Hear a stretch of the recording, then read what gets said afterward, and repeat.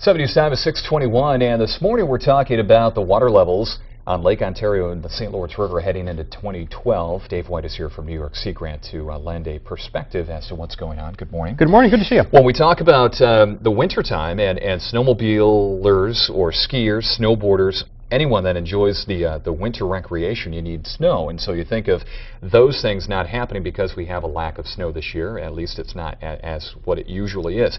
When we move into the spring, that too sort of rolls into the spring, because without snow during the winter, now you're worrying about levels on the St. Lawrence River and Lake Ontario, and that's being addressed right now. It is. It is. That's one of the things, you know, the St. Lawrence River Board of Control, many folks that understand and understand the operating system for the St. Lawrence River, Lake Ontario, they're looking at that, and one of the things they're looking at is the fact that we don't have any snowpack. I mean, usually by now up in the Tug Hill, up in the mountains, up in the major areas of the drainage basin that come into Lake Ontario, the St. Lawrence River, there's a solid snowpack, 100 inches, 150 inches, whatever it might be already by now in some cases. We don't have that, so they're looking at the system to say what's going to happen if we don't get that major snowpack, so they can continue to manage the system, putting those models into place.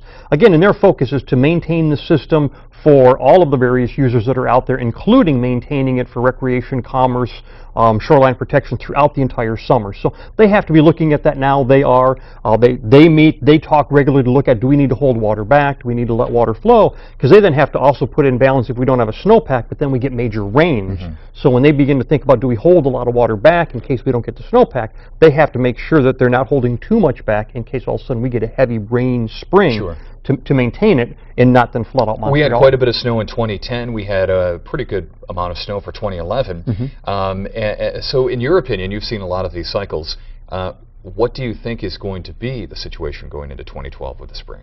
I think right now the way they're attempting to manage it, they're really looking at trying to maintain as they do on average, and they're looking at that system. They're waiting for it to get cold enough, because one of the major issues they also have to look at is getting a good solid ice pack on the St. Lawrence River. So the flows really come into play to allow when the temperatures get to a point where we can get the good solid ice pack. So a lot of things come into play, but the nice thing is, you know, and that's where, you know, this time of year people need to be looking at it. They need to continue to be aware of it. When anybody's dealing with either lake level or any one of the recreation issues, is really be thinking about, you know, 3, 4, 6 months out. Now is not the time to sit back. So being engaged in a discussion, being aware of what's going on, so that if they're concerned about it, they can share that with those that are involved in the management of the system is important. The International Joint Commission, IJC, is again going to be listening to the public. Is that a good way to put this? And we got to be quick on this, about 30 seconds here. But what are they doing, and what's the public need to know about this? Those that live, work, and play along the St. Lawrence River, Lake Ontario need to be aware that the International Joint Commission is preparing to come out with its next proposal for a new management scheme for the St. Lawrence River and Lake Ontario.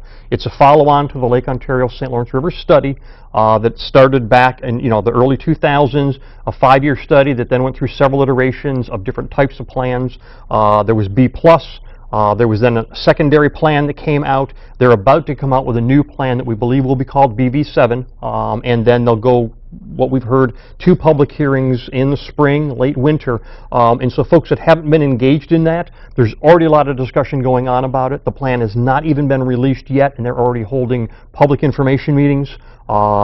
There's been some congressional interest in it already, and the plan hasn't even come out to the public. So there's a lot of concern about the process that's occurred till now, but one thing people that haven't been involved till now need to be aware of, that's something they need to be watching.